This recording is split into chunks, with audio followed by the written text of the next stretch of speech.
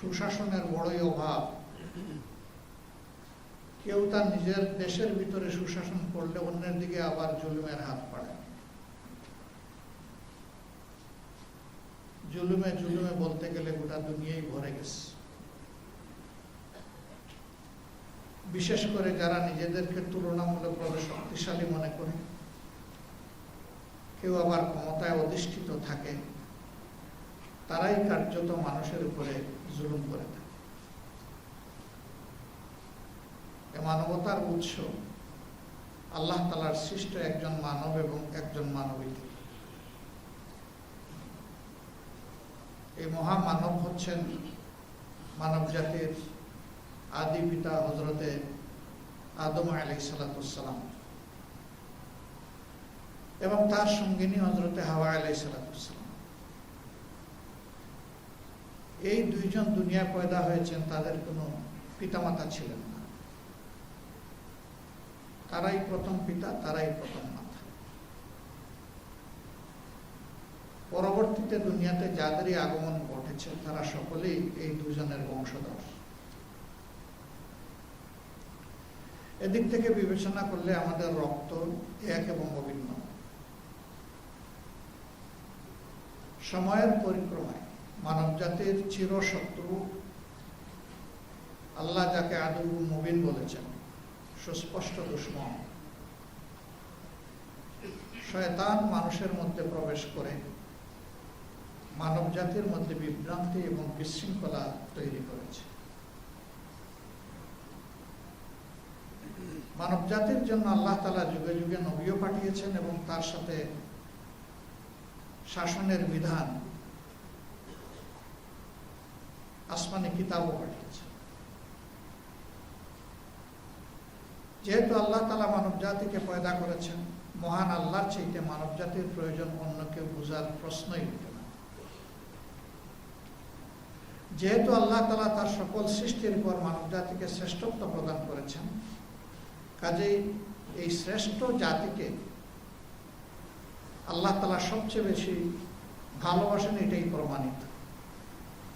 এই ভালোবাসার জায়গা থেকে আল্লাহর বিধান আল্লাহ তাআলা যুগে যুগে দান করেছেন। এই বিধানের সর্বশেষ বাহক শেষ নবী মুহাম্মদুর রাসূলুল্লাহ সাল্লাল্লাহু আলাইহি ওয়াসাল্লাম এবং এই বিধানের পরিপূর্ণতা আল্লাহ তাআলা তার হাতেই দান করেছেন। এরপরে আল্লাহ তাআলা এটাও ঘোষণা দিয়েছেন যে আজ ইসলামকে তোমাদের জন্য আমি কবুল করে নিলাম, বাধ্যতামূলক করে দিলাম। ইসলাম মানব জাতির জন্য, নির্দিষ্ট কোনো কওমের জন্য নয়। আল্লাহ তাআলা যেমন সমস্ত সৃষ্টির স্রষ্টা, তেমনি তার সর্বশেষ এবং পরিপূর্ণ এই বিধান ও সমস্ত মানব জাতির কল্যাণের জন্য। যখনই মানুষ আল্লাহ তাআলার এই বিধানকে অনুসরণ করেছে, গোটা মানব জাতি উপকৃত হয়েছে। আর যখন এই বিধান থেকে মানব জাতি সরে গিয়েছে বা মানব জাতির কোনো অংশ সরে গিয়েছে, তখন গোটা মানব জাতি কিংবা ওই অংশটি ক্ষতিগ্রস্ত হয়েছে। আমাদের প্রিয় বাংলাদেশ খুব ছোট্ট একটি ভূখণ্ড। আল্লাহ পাকের সীমাহীন মেহেরবানি যে আল্লাহ তাআলা এখানে বিপুল সংখ্যক মানুষ পয়দা করেছে। 18 বা 20 কোটি মানুষ এই দেশে বসবাস করেন। দুনিয়ার কোথাও এত ছোট একটি ভূখণ্ডে এত মানুষের বাস নেই। কোথাও কোথাও এমন অবস্থা, আমাদের একটা উপজেলার সমান জনসংখ্যাও সেই দেশে নাই। এরকম বহু দেশ দুনিয়া আছে। কিন্তু ওই দেশগুলো তারা তাদের দক্ষতা, আন্তরিকতা, দেশপ্রেম এবং মানুষের প্রতি দায় ও ভালোবাসার জায়গা থেকে দুনিয়ায় মাথা উঁচু করে দাঁড়িয়ে আছে। আল্লাহ তাআলা এত মানব সম্পদ আমাদেরকে দান করলেন, তারপরে আমরা এটাকে জনসংখ্যায় পরিণত করেছি, জনসম্পদে পরিণত করতে পারি। এর অনেকগুলো কার্যকারণ রয়েছে। তার মধ্যে গুরুত্বপূর্ণ হচ্ছে সুশিক্ষার অভাব। আমাদের সমাজে আমরা কার্যত দেখতে চাই বা দেখতে পাই, যাদেরকে আমরা শিক্ষিত বলে মনে করি, উচ্চশিক্ষিত মনে করি, তাদের একটা বিশাল অংশ, গুরুত্বপূর্ণ অংশ অনবরত সমাজের আমানতের খেয়ানত করে চলছে। তারা বৈধতার সীমা লঙ্ঘন করে অবৈধ পথে মানুষের সম্পদ, ইজ্জত তারা গ্রাস করে ফেলেছে। যদি তারা সুশিক্ষিত হতেন তাহলে মানুষের উপরে এই অবিচার তারা করতেন না। দ্বিতীয় কারণ হচ্ছে সমাজ এমনি এমনি চলে না। সমাজ চলার জন্য একটা সামাজিক কাঠামো লাগে, শাসন ব্যবস্থা লাগে। এই কাঠামোর মূল দায়িত্ব যারা পালন করেন বা শাসন ব্যবস্থা যাদের হাতে পরিচালিত হয়, তাদের মনস্তত্ত্ব এবং তাদের আচরণের উপর নির্ভর করে একটা সমাজ কতটুকু ভালো থাকবে। দুঃখের বিষয়, আমাদের প্রিয় জন্মভূমি বাংলাদেশ দুইবার স্বাধীন হয়েছে। 47-এ একবার, 71-এ একবার। বিপুল প্রত্যাশা নিয়ে এই স্বাধীনতা অর্জিত হয়েছিল, কিন্তু সে প্রত্যাশা পূরণ হয়নি। কারা এখানে মানুষের প্রত্যাশার যে পারদ ছিল এটাকে ধ্বংস করে দিল? এটি সাধারণ জনগণ নয়, বরঞ্চ দেশ পরিচালনার দায়িত্ব যাদের ছিল তাদেরই ব্যর্থতার কারণে আজও আমাদের দেশে কোনো সামাজিক শৃঙ্খলা প্রতিষ্ঠিত হয়নি। মানুষের জীবনে শান্তি নাই, নিরাপত্তা নাই, যুবকদের হাতে কাজ নাই, মা বোনদের ইজ্জতের কোনো নিরাপত্তা নাই। অহরহ আমরা সে ঘটনাগুলো দেখছি।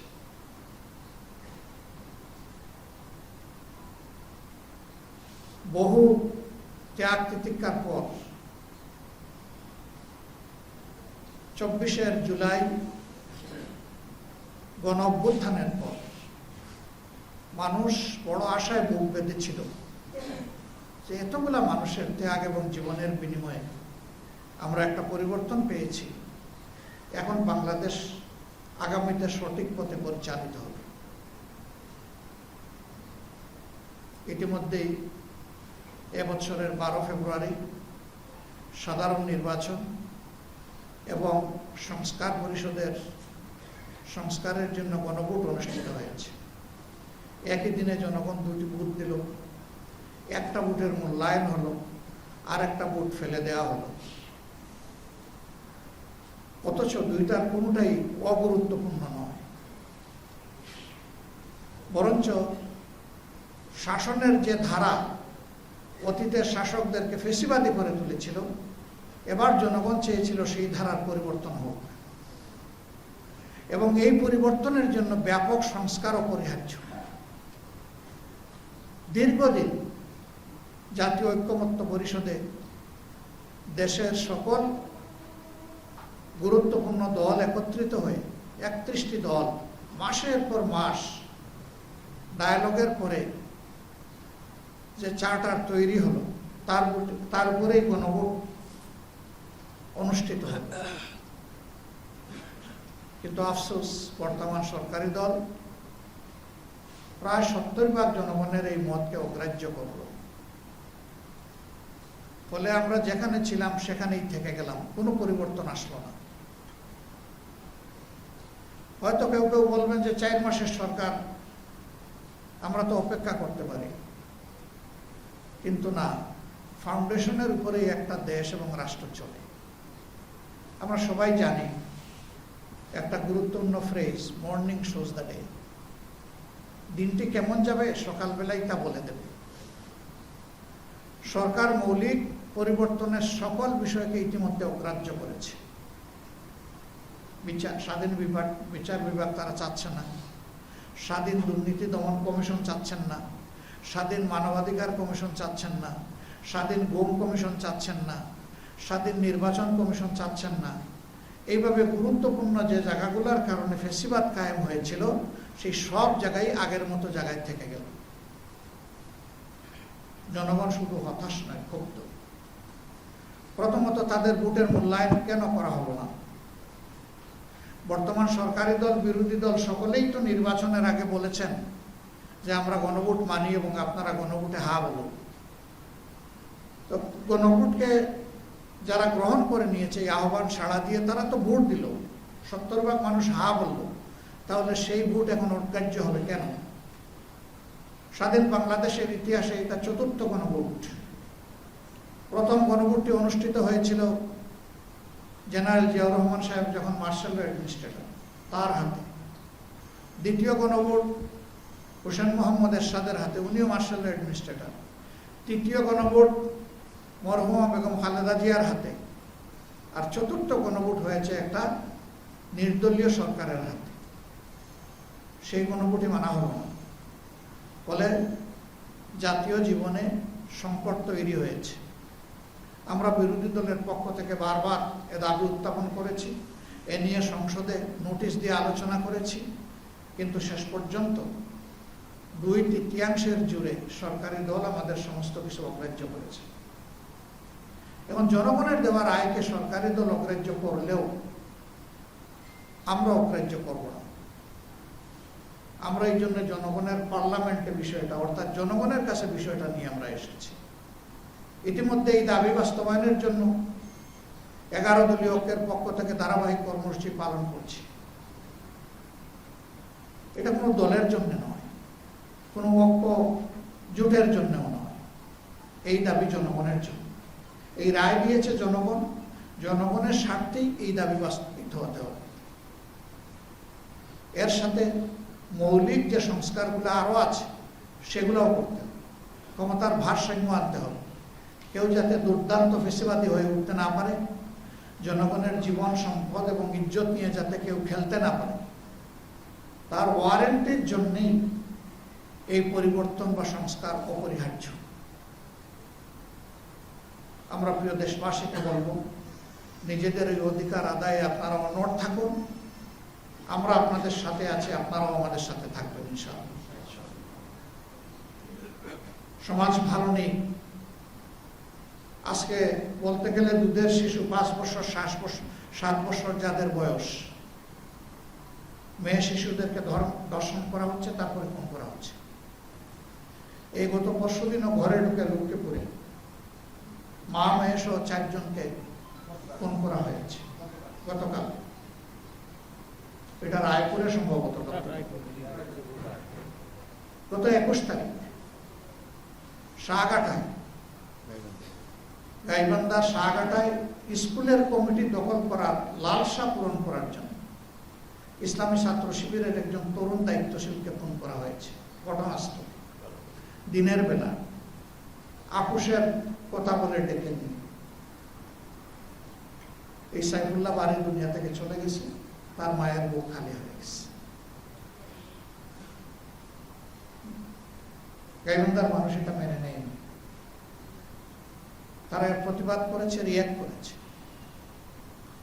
তার সঙ্গী সালাউদ্দিনকে এমনভাবে কোপানো হয়েছে যে তার মেরুদণ্ডের হাড় ভেদ করে স্পাইনাল কর্ড, যেটা দিয়ে সমস্ত নার্ভ সঞ্চালিত হয়, আগাগোড়া কেটে দেওয়া হয়েছে। এখন শরীরের বুকের নিচ থেকে সমস্ত নিম্নাংশ, তার কোনো চেতনা নেই, ফাংশন নেই, এবং এটা আর জীবনে ফিরে আসবে না। মেডিকেল সায়েন্স তাই বলছে। এখন তার বেঁচে থাকাই তার জন্য একটা দুঃসহ যন্ত্রণার বিষয়। এমনকি পেশাব পায়খানারও কোনো কন্ট্রোল তার থাকবে না, সে বুঝবে না, চেতনা নাই না, ওই অংশ তার অবচেতন। মানুষ অল্প স্বার্থের জন্য কতটা বেপরোয়া এবং সন্ত্রাসী হয়ে উঠতে পারে, এটি তার সর্বশেষ উদাহরণ। আমাদের একটা দেশ আছে, একটা সরকার আছে, তার একটা স্বরাষ্ট্র মন্ত্রণালয় আছে, তার অধীনে আইন প্রয়োগকারী সংস্থার সদস্যরা আছেন। তারপরে অহরহ এগুলা ঘটে চলেছে সর্বত্র দেশে। কয়টার কথা আমরা বলব? আমাদের দুর্ভাগ্য যে আমাদের একজন স্বরাষ্ট্রমন্ত্রীও আছে, তিনি সকল মন্ত্রণালয়ের দায়িত্ব সংসদের ভিতরে পালন করেন যখনই সুযোগ পান, কিন্তু তার আপন মন্ত্রণালয় এইটার দিকে নজর দেওয়ার কোন সুযোগ নেই। একটা দেশে যদি মানুষের জীবনের নিরাপত্তাই না থাকে, এটা কিসের সমাজ? এটা তো সমাজের প্রথম শর্ত যে এখানে মানুষের জীবনের নিরাপত্তা থাকবে। আমরা সরকারকে আহ্বান জানাই, আপনারা আপনাদের দায়িত্ব যথাযথভাবে পালন করুন, মানুষকে আর মৃত্যুর দিকে ঠেলে দিবেন না। 15.5 বছর এত জীবন, এত রক্তের পরে একটা সরকার গঠিত হয়েছে। এই সরকারের কাছে মানুষ ভিন্ন কিছু আশা করে। আমরা এই জাতিকে কথা দিচ্ছি, জাতির স্বার্থে সংসদের ভিতরে আমাদের ভূমিকা পরিচালিত হবে ইনশাআল্লাহ। সরকার ভালো উদ্যোগ নিয়ে সহযোগিতা করব, গণবিরোধী যাই সরকার গ্রহণ করবে তার প্রতিবাদ করব, এবং আমাদের সামর্থ্য থাকলে আমরা প্রতিরোধ করবো ইনশাআল্লাহ। আর আমাদের এই প্রয়াস সংসদের ভিতরে এবং বাইরে সমানতালে চলবে। আমরা একটা মানবিক সমাজ চাই, মানুষের বসবাসযোগ্য একটা বাংলাদেশ চাই। আমার শিশুর নিরাপত্তা চাই, সন্তানের নিরাপত্তা চাই, আমার মায়ের বোনের মেয়ের নিরাপত্তা চাই, ইজ্জতের নিরাপত্তা চাই। কোনো আধিপত্যবাদের কাছে মাথা নত করতে চাই না। মাথা সোজা করা একটা জাতি হিসেবে আমরা দাঁড়াতে চাই। এর জন্য আমাদের সংগ্রাম অব্যাহত থাকবে ইনশাআল্লাহ। আজকের এই আশুরার দিনে আমরা আরেকবার অঙ্গীকার করছি, আমাদের লড়াই হবে সকল অন্যায় এবং অসত্যের বিরুদ্ধে ইনশাআল্লাহ। ফেসিবাদ নতুন পুরাতন কিছুই বুঝি না, যেখানেই ফেসিবাদ সেখানেই প্রতিরোধ, সেখানেই প্রতিবাদ ইনশাআল্লাহ। ফেসিবাদের বিরুদ্ধে আমাদের এই লড়াই অব্যাহত থাকবে। প্রিয় দেশবাসী, অনেক ত্যাগ এবং কুরবানি স্বীকার করেছেন, হয়তোবা আরো ত্যাগ এবং কুরবানির জন্য আমাদেরকে প্রস্তুত হতে হবে।